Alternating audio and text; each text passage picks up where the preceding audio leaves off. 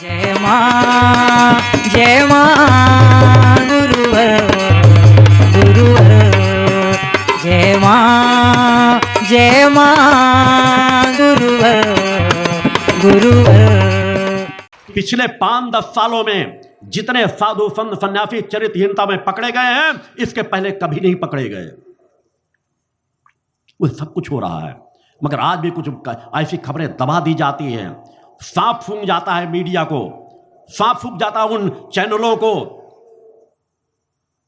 अतः सजग होकर के समाज के बीच अपने कदम बढ़ाओ। आज समाज में यही व्याप्त हो रहा है। मैंने बार बार कहा है कि मैंने कभी हिमालय कतराओं की बात नहीं की।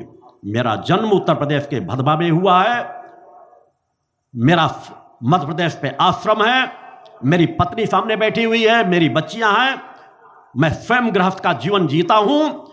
और बच्चियों के जन्म के बाद से लेकर के जिस समय मुझे लगा अब मुझे किसी एक संतान की आवश्यकता नहीं, तब से मैंने पूर्ण गृहस्थ में रह करके भी सपत्नीक पूर्ण ब्रह्मचर्य व्रत का संकल्प लिया, केवल मानवता के कल्याण के लिए। नहीं, मुझे कोई आवश्यकता नहीं थी, मगर फिर भी चूंकि मैंने कहा है कि जड़ता के समाज को, जो विकारों में ग्रसित समाज है, इन्हें वास्तव में अगर चैतन्य बनाना है तो खुद ब्रह्मचर्य व्रत का पालन करके उन ब्रह्मचर्य व्रत की चेतना तरंगों को समाज में बांटना पड़ेगा कि समाज नफे मान से मुक्त चरित्रवान बन सके। उस दिशा में आपको बढ़ाया जा रहा है, मगर खुली निगाहें रखो। समाज में अनीति अन्याय धर्म का साम्राज्य है। आज साधु संत सन्यासी, मैंने बार बार कहा, इसलिए इन्होंने विश्व अध्यात्म जगत को साधनात्मक तंबल की चुनौती रखी है, किसी गर्भ घमंड से नहीं। दूर दूर तक कोई गर्भ घमंड मुझे स्पर्श नहीं कर गया। मैं सामान्य सा जीवन जीता हूं, मगर आज धर्म की रक्षा के लिए, मानवता की रक्षा के लिए आवश्यक है। क्योंकि मैं जानता हूं आज जितने साधु संत सन्यासी हैं, 1000 में 999 धूर्त नंबर 1 हैं, ढोंगी हैं, पाखंडी हैं, दुराचारी हैं। जिनके पास साधनात्मक क्षमताएं न हो, जिनकी कुंडलिनी चेतना जागृत न हो, जिन्हें ध्यान में समाधि में जाने का ज्ञान न हो, वे लोगों की समाधि की बातें बताते हैं, लोक परलोक की बातें बताते हैं, अपने आप को सिद्ध साबित करके। कोई ज्ञानवान बन करके, धर्म ग्रंथों का अध्ययन करके अगर समाज को ज्ञान देता है कि ग्रंथों में ऐसा दिया हुआ है, मैं उसका विरोधी नहीं हूं। मगर जो अपने आप को सिद्ध कहते हैं, अपने आप को एकदम दिव्य बनाने का प्रयास करते हैं, ऋषि शब्द संबोधित करते हैं, योग ऋषि, ब्रह्म ऋषि, इन नामों का, ऐसे लोगों को मैंने चुनौती दी है। ससम्मान, विरोध में मेरे शब्द कुछ भी निकले, मगर चुनौती के लिए ससम्मान कहता हूं उन बड़े बड़े योगाचारों को, उन बड़े बड़े धर्माचारों को, कि एक बार मां के इस रजकण का सामना तो करो। एक 32 वर्ष के शंकराचार्य ने शस्त्रार्थ की चुनौती दी थी समाज को। आज शस्त्रार्थ से समाज का कल्याण नहीं हो सकता। वेदों का, ग्रंथों का ज्ञान तो एक से दुराचारी रटे पड़े हुए हैं, शराबी भी रट लेते हैं। दिन में राम राम, रात में पौवा चढ़ाते हैं, दिन रात बहस करते रहो, कोई निष्कर्ष नहीं निकलेगा। निष्कर्ष निकलना है तपस्यात्मक बल से। किसके पास तपस्यात्मक बल है, किसने अपने शरीर का शोधन किया है, किसकी कुंडलिनी चेतना जागृत है, कौन ध्यान की समाधि की गहराई में जा सकता है, कौन एक स्थान से दूसरे स्थान की जानकारी बता सकता है, किसके पास वाक शक्ति है, किसके पास चेतना तरंगों की शक्ति है, इनका परीक्षण विज्ञान कर सकता है। इसलिए मेरे द्वारा हर मंचों से आवाज उठाई जाती है। मैं स्वयं उसमें सम्मिलित होने के लिए तत्पर हूं। मैंने हर मंच से ही आवाज उठाई है। बहुत अनीति अन्याय अधर्म चूंकि मैं देखता हूं, मैं महसूस ही नहीं करता, मैं देखता हूं, जानता हूं कि कहां कहां क्या क्या गलत हो रहा है। इसलिए मैंने जब इस यात्रा में प्रारंभ किया तो कई संस्थाओं में जा करके मैंने अपने बारे में उनको प्रारंभिक जानकारी दी कि अगर तुम चाहो इस विचारधारा को बदल लो। जो कुछ मूल संस्थाएं थी जिनसे लाखों लाखों लोग जुड़े थे, तो मैंने कहा मैं एकांत में सदैव साधनारत रहूंगा। मैं समाज के बीच आना नहीं चाहता, कुछ लोग सामने आ जाएं, मैं जो बताऊं केवल उस दिशा से समाज का मार्गदर्शन करते चले जाओ। ऊर्जा चेतना मैं दूंगा, नाम तुम्हारा होगा, मैं नाम नहीं चाहता। कई संस्थाओं में गया, मेरे शिष्य गए कई संस्थाओं में, 2-4 संस्थाओं को मैंने अपने स्थिति के बारे में जानकारी तक बताई। उन्होंने कहा कि 8 यज्ञ जब तक मेरे द्वारा समाज के बीच किए गए, जहां जिसने जो कहा, मैंने कहा समाज में अध्यात्म बल से जो कार्य किए जा सकते हैं, हर तरह के 2-2, 3-3 कार्य मेरे पास 8 यज्ञ समाज में प्रमाण के रूप में ही रखने थे। मैंने सभी तरह की चीजें रखी। कई लोगों ने कि एक स्थान में रहकर दूसरे स्थान की जानकारी बता दें, कई लोग अपाहिज पड़े लोगों को चेतना का संचार कर देना, किसी डॉक्टर ने जिसे कह दिया हो बस घर ले जाओ 2-4 दिन के अंदर खत्म हो जाएगा, उसे पूरी तरह स्वस्थ कर देना। 1-2 प्रकार के नहीं, सभी प्रकार के 2-2, 4-4 कार्य समाज के बीच किए गए, जिनके प्रमाण समाज में पड़े हैं। अगर लोग चमत्कार पहले के देखना चाहते हैं तो वह चमत्कार दिखा दूंगा जब मैं सामान्य अवस्था में समाज के बीच कार्य करता था। आज के चमत्कार मेरे शिष्यों के चेहरे पे नजर आएंगे, उनकी चेतना तरंगों में नजर आएगा। आज का चमत्कार उनके कार्यों में नजर आएगा। जो निस्सहाय थे, असमर्थ थे, आत्महत्याओं की ओर बढ़ रहे थे, पतन के मार्ग में जा रहे थे, उन्होंने एक लंबी यात्रा तय करके उस चेतना शक्तियों को प्राप्त किया, अपनी समस्याओं का निदान प्राप्त किया अनेकों अनेकों प्रकार से, और उस ऊर्जा शक्ति को प्राप्त किया जिसके बल पर वो हजारों हजारों को बदलते चले जा रहे हैं। मैंने सभी प्रकार के कार्य किए। कुछ साधु संत सन्यासी भी टकराए आकर के, उसके विषय मैंने पहले अनेकों बार बता दिया है। यज्ञों के माध्यम से एक स्थान में रहकर दूसरे स्थानों की जानकारी रही हो, अयोग्यता की चीज रही हो, मगर मैंने कहा ये मेरा चमत्कार नहीं है। मेरे आश्रम में नित्य प्रति जो जाता है कुछ ना कुछ वहां से लाभ लेकर आता है। अनेकों लोग जाते हैं, अनेकों प्रकार की समस्याओं को लेकर केवल मां के चरणों में प्रार्थना करते हैं। मेरे द्वारा यही कहा जाता तुम मुझसे मिलो ना मिलो, जहां पर अभी केवल मूल ध्वज टंगा हुआ है, मां के 40वां पाठ का अखंड गुणगान हो रहा है पिछले 20 वर्षों से, केवल श्रद्धा विश्वास से जाकर के वहां पर निवेदन तो करो। तुम्हारे लिए जो आवश्यक होगा उस समस्या का समाधान निश्चित रूप से प्राप्त होगा। एक नहीं, दसियों हजार वो दंपत्ति जिन्हें डॉक्टरों ने कह रखा था इन्हें संतान की प्राप्ति नहीं हो सकती, वहां से मां की कृपा से संतान की प्राप्ति हुई है। एक नहीं, लाखों लाख लोग अनेकों समस्याओं में वहां पर समाधान प्राप्त किया है। दसियों लाख लोग जो घातक से घातक नशे के शिकार थे वहां पर जाकर नशे से मुक्त हुए हैं। एक आकर्षण है नशा करने वालों का। वहां पर लोग तो अपने घर के एक व्यक्ति का नशा नहीं छुड़ा पाते। मेरे आश्रम में आकर 2-4-6 दिन रुको, वहां ग्रुप के ग्रुप आते हैं, गैंग बना के आते हैं, उनके साथ कोई परिजन परिवार का सदस्य नहीं रहता। आश्रम में आते हैं, जब मैं उनसे पूछता हूं किस लिए आए हो, बस गुरुदेव जी आपके पास नशा छोड़ने आए हैं। कौन आकर्षित करता है उन्हें, कौन खींच के लाता है उन्हें? आश्रम आते हैं और नशा मुक्ति का संकल्प लेकर के जाते हैं। आपके घर का कोई व्यक्ति नशा करने वाला हो, आश्रम आए लेकर के, केवल 1-2 दिन वहां रुकें। मैं कह रहा हूं आप हजारों को ले आए, 100 में 90 लोगों की गारंटी लेता हूं कि मैं कुछ नहीं करूंगा। उस स्थान में जाकर केवल सुबह शाम की आरती ले लें, 100 में 90 लोग नशा छोड़ करके ही आएंगे। आज तो सरकारों के नशा मुक्त केंद्र बने हुए हैं कि सरकारों की दोहरी नीति हर जगह रहती है। पहले शराब पिलाओ और फिर नशा मुक्त केंद्रों में पैसा लुटाओ, और कुछ नहीं करते। जहां धर्म क्षेत्र का पतन चरम सीमाओं पर हुआ है, वहीं राजनीति का इतना पतन हुआ जिसकी कोई कल्पना नहीं की जा सकती।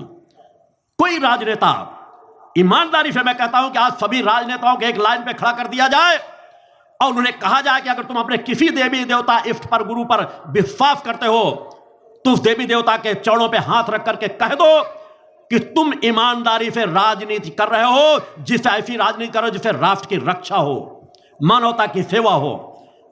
हर राजनेता अपना हाथ खींच लेगा, सैकड़ों में 1-2 ही मिलेंगे, क्योंकि ये वातावरण ऐसा बन गया है। एक राजनेता भटकता है तो दूसरा वही सोचता है। आज कोई राजनीति में बढ़ना चाहता है तो सोचता मैं जितना बड़ा अधर्मी अन्याय बनूंगा, पहले अपने क्षेत्र के थाने में जब तक मेरे खिलाफ 2-4 FIR नहीं होंगे, मुकदमे नहीं होंगे, मैं अपने पड़ोसियों को 2-4 के साथ मारपीट नहीं करूंगा। एक गुंडा, बवाली, अपराधी बनकर राजनेता बनना चाहते हैं लोग। सोच नहीं होती कि अगर हमें राजनेता बनना तो होना क्या चाहिए कि लोग हमें समाज सेवक जाने, हम उनके मददगार हों, हम निर्विवाद हों। क्षेत्र में हम किसी के साथ, अपने आसपास, अपने नजदीक लोगों के साथ, जहां तक हमारा संपर्क का दायरा है, हम किसी के साथ मारपीट, अपराध ना करें। अपराधी नहीं, धर्मात्मा बन करके, पवित्र आत्मा बन करके राजनीति में बढ़ने का लक्ष्य होना चाहिए। अगर वास्तव में हम इस राष्ट्र को अपनी माता मानते हैं, इसी राष्ट्र को माता मानना और इसी राष्ट्र के साथ धोखेबाजी करना आजादी के बाद से लेकर आज तक चलता चला आ रहा है। धर्म क्षेत्र का भी पतन है, राजनीतिक क्षेत्र का पतन है, और उसने पूरी मानवता को नीचे गर्त में गिरा दिया है। विकास के नाम पर सब जगह धोखा हो रहा है। समाज को खोखला करके किस विकास की कल्पना की जा सकती है? हर जगह हत्याएं, हर जगह बलात्कार, छोटी छोटी बच्चियों के साथ सामूहिक बलात्कार हो रहा है। इससे बड़ा अपराध और क्या होगा इस जग में? और आज भी हम उस परम सत्ता माता को नहीं पुकारेंगे? देवता भी जब समस्याओं से ग्रसित हो जाते हैं तो देवता भी उस माता को पुकारते हैं, जगत जननी को पुकारते हैं। क्या आज से बदतर और कोई समय होगा? क्यों ना हम आज उस माता आदिशक्ति जननी जगदम्बा को पुकारें, एक बार उस माता पर विश्वास करें। वो हमारी आत्मा की जननी है, उसको हम मां माने। हमारी आत्मा अजर अमर अविनाशी है और उस अजर अमर अविनाशी सत्ता को अपनी आत्मा की जननी, अपनी मां मान ले, और उनकी जो कृपाएं हैं, उनके अंदर जो ममता, दया, करुणा, प्रेम, वात्सल्य है, वह हम अपने अंदर समाहित करने लगे। उनकी भक्ति का तात्पर्य तो यही है। मां की भक्ति के लिए केवल स्तुतियों वंदनाओं से काम नहीं चलेगा। अगर वास्तव में मां के सच्चे भक्त बनना चाहते हो तो उनके गुणों को अपने अंदर समाहित करो, उनके स्वभाव को अपने अंदर समाहित करो कि सत्य की देवी हैं, ममतामयी हैं, करुणामयी हैं, हम सबका कल्याण करने वाली हैं। वो क्षमामयी है, मां कृपालु हैं, दयालु हैं। उन्हें हम पुकार करके तो देखें, उनका ध्यान सच्चे मन से कर करके तो देखें। हम कैसे भी अपराध क्यों ना कर चुके हों, एक बार निर्णय लेने कि अब हम निरपराधी बनना चाहते हैं। मां, हम आपकी शरण में हैं। मां, हम आपके सामने प्रार्थना कर रहे हैं। मां, हम पुकार रहे हैं आपको। हमें पुकारने का ज्ञान नहीं है, हम आपकी भक्ति क्या कर सकते हैं? हम अज्ञानता से ग्रसित हैं, मगर फिर भी मां, टूटे फूटे शब्दों से जो हम मां को आपको पुकार रहे हैं, मां हम पर कृपा करो, मां हम पर कृपा करो कि हम नफे मांस से मुक्त चरित्रवान बन सके। हमें धन दौलत मिले ना मिले, मां हमें अपनी अटूट भक्ति दे दो, मां हमें अपनी अटूट शक्ति दे दो, मां हमें अटूट अपना वह ज्ञान दे दो जिस ज्ञान, भक्ति और आत्मभक्ति के बल पर मां हम आपके चरणों पर सतत बढ़ सके। हम क्या नित्य प्रति ऐसी प्रार्थना कर सकते हैं? क्या हम नित्य प्रति ऐसी सोच बना सकते हैं कि मां हमारा पतन बहुत हो चुका, अब इससे आगे हम पतन नहीं चाहते? हमारे अंदर निखिल ब्रह्मांड समाहित है, और निखिल ब्रह्मांड समाहित होने के बाद ही हम दीनहीन बने हुए हैं, हम असमर्थ बने हुए हैं। हम छोटी छोटी समस्याओं में आत्महत्या कर लेते हैं, हम छोटी छोटी समस्याओं में जाकर शराब पीने लग जाते हैं, हम छोटी छोटी समस्याओं में जाकर लूटपाट करने लग जाते हैं। ऐसी कौन सी समस्या है? मां के चरणों का ध्यान तो करो, मां के चरणों का स्मरण तो करो, एक बार मां पर विश्वास तो करो। मां ने कितनी अलौकिक शक्ति सामर्थ्य आपके शरीर में भरी है, उस शरीर को जानने का प्रयास करो। स्वयं के द्वारा किसी दूसरे को जान पाओ या ना जान पाओ, गुरु को जानो ना जानो, मां को जानो ना जानो, स्वयं के द्वारा स्वयं को तो जानने का प्रयास करो, स्वयं को तो समझने का प्रयास करो। जिस दिन तुम्हारे अंदर इच्छा शक्ति जागृत हो जाएगी कि मैं वास्तव में मां का सच्चा भक्त बनना चाहता हूं, तो मुझे सबसे पहले अपने स्वयं को जानना है, और स्वयं के जानने के लिए स्वयं निर्णय लेना है कि क्या मुझे दयालु बनना है या मुझे निर्दयी बनना है। क्या मेरी मां मेरी इष्ट दयालु हैं या मेरी मां मेरी इष्ट निर्दयी हैं? निर्णय तुम्हें लेना है। अगर महसूस करते हो कि मां ममता की खान है, मां दयालु है, कृपालु है, तो तुम भी दयालु बनना सीखो। और दयालु बनने के लिए तुमको नाना प्रकार के विषय विकारों से अलग हटाना पड़ेगा, आपराधिक मानसिकता से ऊपर उठना पड़ेगा। उस सोच के धरातल ले जाकर अपने आप को खड़ा तो करो। कौन कहता है कि मां नहीं प्राप्त होती? कौन कहता है मां की कृपा नहीं प्राप्त होती? मैं वर्तमान में चुनौती देता हूं विज्ञान को। वह मशीनें हैं जहां मेरे द्वारा हर मशीनों से गुजरने के लिए तत्पर हूं कि मैं जब जहां चाहूं माता आदिशक्ति जननी जगदम्बा के दर्शन प्राप्त कर सकता हूं। भगवान की इसी पक्ष का परीक्षण समाज करके एक बार देख ले। हर काल में होता चला जा रहा है। हम भूल गए अपने उन ऋषियों मुनियों की उस परंपराओं को जिनके पास नए स्वर्ग की रचना करने की सामर्थ्य थी। उन साधिकाओं को भूल गए जो सूर्य की गति को भी रोक देती थी। उन पवित्र नारियों को भूल गए जो ब्रह्मा विष्णु महेश जैसे देवताओं को भी नंगा करके पालने पर झूलने के लिए बाध्य कर देती है। हम उस परंपरा के अनुयायी हैं। हम उस परंपरा को कोई याद रखते हैं? आज कोई किसी रूप में भटक रहा है। शिव भंगेड़ी हैं, भैरव शराब पीते हैं। धिक्कार है तुम्हारी मानसिकता पर, धिक्कार है उन शिव भक्तों पर जो कहते हैं शिव भंगेड़ी हैं, उन्हें भांग और धतूरा चढ़ाना चाहिए। पवित्रता के देवों को भी हमने भंगेड़ी और शराबी बना करके रख दिया। मैं चुनौती देता हूं इस धरती पर कि अगर कोई ऐसा शिव का भक्त हो जिसने शिव के दर्शन किए हों, वो मेरे पास आकर के बताए। अन्यथा इसलिए मैंने चुनौती दी है, कोई शिव हमारे शराबी नहीं है, भैरव शराबी नहीं है, शिव गंजेड़ी नहीं है, शिव भंगेड़ी नहीं है। वो पवित्रता के देव हैं। उन्हें दूध चढ़ाओ, उन्हें पुष्प चढ़ाओ, उन्हें सुंदर चीजें चढ़ाओ, उन्हें बिल्व पत्र चढ़ाओ, भांग और धतूरा मत चढ़ाओ। मां की आराधना में लोग कहीं बलि दे रहे हैं। मैंने कहा जिस स्थानों पर बलि दी जाती है उस स्थानों पर देवी देवताओं का वास नहीं होता, और वहां के पुजारी नहीं, जल्लाद हैं जो देवी देवताओं के नाम पर बलि देते हैं। कब तक ये अनाचार चलता चला जाएगा? पढ़ा लिखा समाज है, चांद पर पहुंच गए, दूसरे ग्रहों की यात्राएं कर रहे हैं, मगर आज भी उतनी बड़ी अज्ञानता। जगत जननी शब्द संबोधित किया जाता है, जो जन जन की जननी है, वह किसी की बलि चढ़ाने से प्रसन्न होंगी? कभी नहीं हो सकती। अगर सोचते हो कि बलि चढ़ाने से होंगी तो अपनी ही बलि चढ़ाओ जाकर के। अगर है हिम्मत, अपने पुत्र पुत्रियों की बलि चढ़ाओ जाकर के। अगर है तुम्हारे पास हिम्मत, निर्जीवों की बलि चढ़ाना, दूसरे की बलि चढ़ाना। कोई भी देवी देवता बलि कभी स्वीकार नहीं करते, हमेशा ध्यान रखना। शराब मांस स्वीकार नहीं करते। हमारे अनेकों ऐसे साधु संत सनाए जिस तरह आज भी हैं। प्रयाग में जब कुंभ हो रहा हो या कहीं ऐसा सम्मेलन साधु संतों का लग रहा हो, जाकर के देखो, एक से एक गंजेड़ी शराबी मिलेंगे, नंग धड़ंग मिलेंगे। लगेगा जैसे अभी हिमालय से उतर करके चले आ रहे हैं, और धूर्त नंबर 1 होंगे। इसी तरह के गंजेड़ी शराबियों भंगेड़ियों ने शिव को कह दिया वो भांग पीते हैं, भैरव शराब पीते हैं। जो शराबी थे, मांसाहारी थे, वो भगवान के नाम पर ये चीजें चढ़ा करके खुद वो और उनके शिष्य मौज मस्ती मारते रहे। आज भी वो परंपराएं चल रही हैं।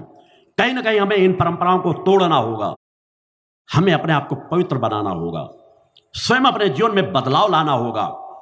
अगर हम विकारों से मुक्ति चाहते हैं तो हमें शुद्ध सात्विक आहार करना पड़ेगा। तन बाहर से ही नहीं, अंदर से मन को भी शुद्ध और पवित्र बनाना पड़ेगा।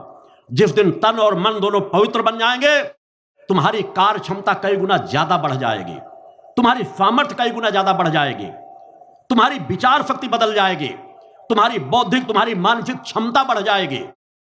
करके देखो, प्रयास करो, 2 कदम चलने का प्रयास करो। जो चले हैं आज उनके जीवन में परिवर्तन आ रहा है।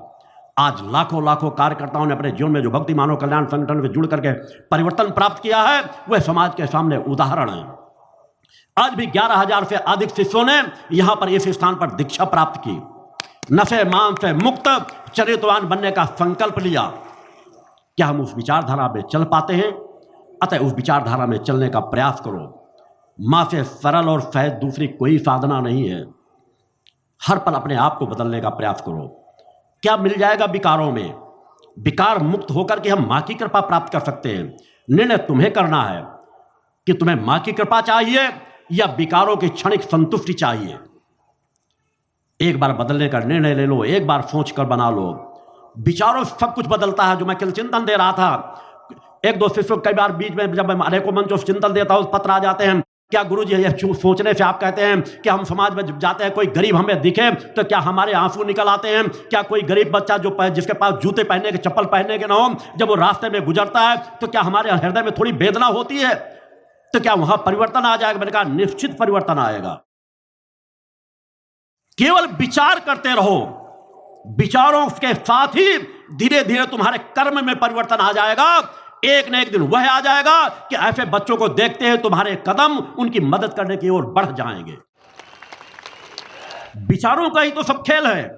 तुम मुझे फतेह सोच करके बताओ, तुम में किसी की औकात नहीं है, किसी की भी इस धरती में, कि बिना अपने अंदर क्रोध भावना लिए हुए किसी को एक तमाचा मार दे। किसी की औकात नहीं है कि अपने अंदर विकारात्मक भाव लिए बिना कोई विकारों की तरफ एक कदम भी बढ़ा दे। तो विचारों का ही तो खेल है। काम, क्रोध, लोभ, मोह ये विचारों के ही परिणाम हैं जिनको हमने संग्रह कर करके अपने अंदर भर रखा है।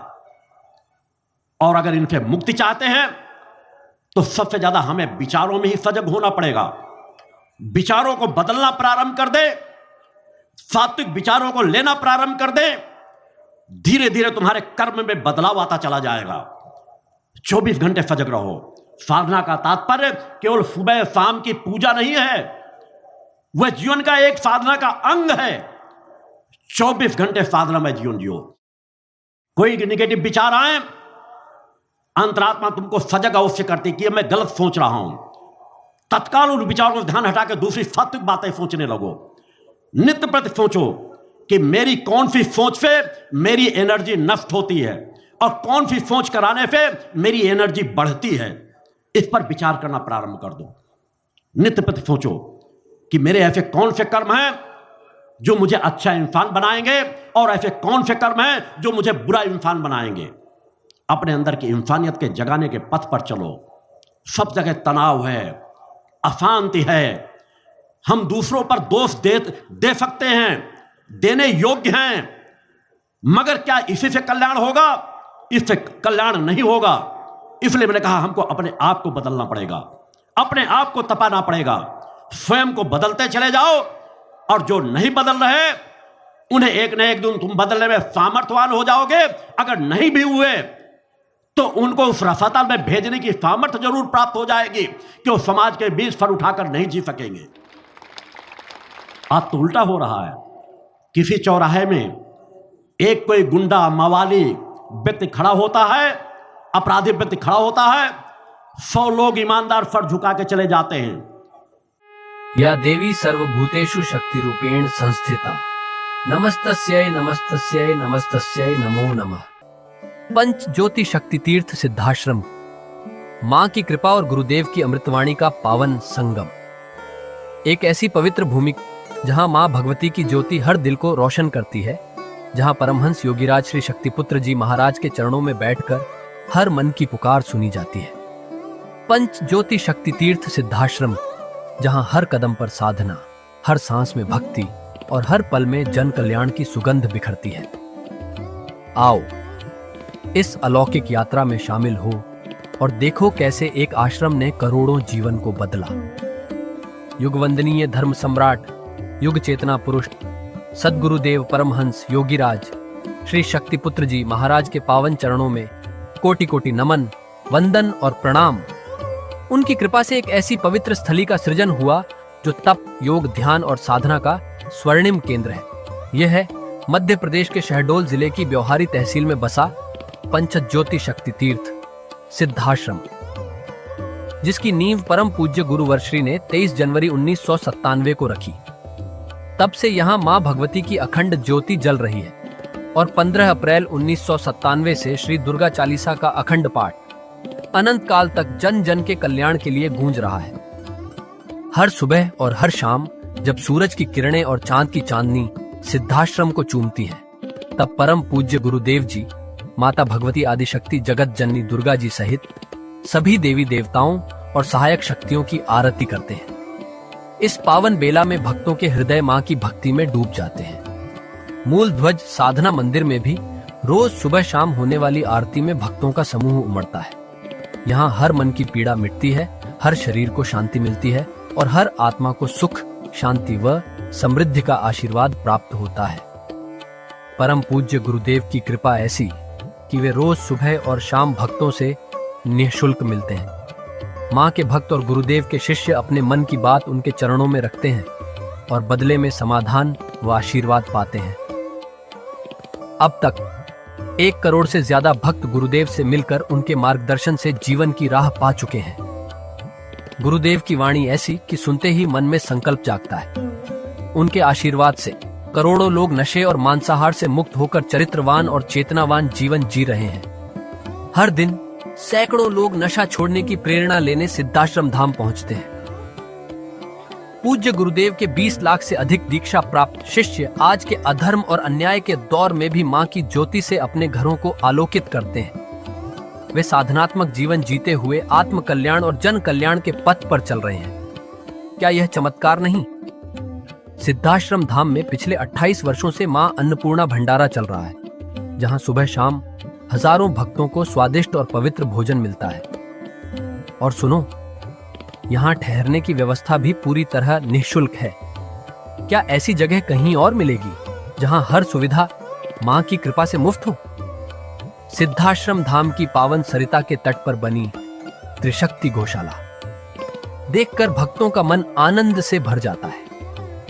हर महीने शुक्ल पक्ष की अष्टमी को गौ सेवा समर्पण दिवस मनाया जाता है, जब परम पूज्य गुरुदेव और पूजनीय शक्तिमयी माता जी अपने हाथों से गायों को रोटी खिलाते हैं।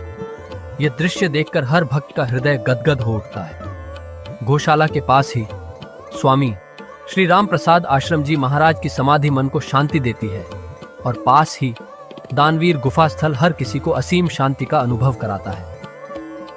हर साल शारदीय नवरात्र में सिद्धाश्रम धाम में शक्ति चेतना जनजागरण शिविर का भव्य आयोजन होता है। लाखों भक्त यहाँ योग, ध्यान और साधना सीखते हैं, गुरुदेव के चेतनात्मक चिंतन को सुनते हैं और मां की अलौकिक आरती का आनंद लेते हैं। मां की कृपा और गुरुदेव का आशीर्वाद पाकर हर भक्त धन्य हो उठता है। 23 जनवरी सिद्धाश्रम स्थापना दिवस एक और पावन अवसर है। इस दिन अखिल भारतीय सिद्धाश्रम दौड़ प्रतियोगिता, योग भारती सामूहिक विवाह और शाम को सुर संध्या व कवि सम्मेलन का आयोजन होता है। क्या मजा है जब भक्ति और संस्कृति का ऐसा संगम देखने को मिलता है। सिद्धाश्रम धाम का जनसंपर्क कार्यालय हर जानकारी का खजाना है। यहाँ से मासिक सिद्धाश्रम पत्रिका और साप्ताहिक संकल्प शक्ति अखबार मिलता है, जिसमें गुरुदेव की ऋषिवाणी और प्रेरक लेख पढ़ने को मिलते हैं। और हाँ, यहाँ माँ के प्रसाद के रूप में शक्ति जल भी निःशुल्क मिलता है। इस शक्ति जल ने करोड़ों लोगों को नशे और बीमारियों से मुक्त कर चेतनात्मक ऊर्जा दी है। क्या यह माँ की कृपा नहीं? जन कल्याण का एक और अनुपम उदाहरण है निःशुल्क वस्त्र सहायता केंद्र, जहां लाखों जरूरतमंदों को कपड़े दिए गए हैं। यह सिलसिला आज भी अनवरत चल रहा है। सिद्धाश्रम धाम में पौधारोपण का भी बड़ा काम होता है।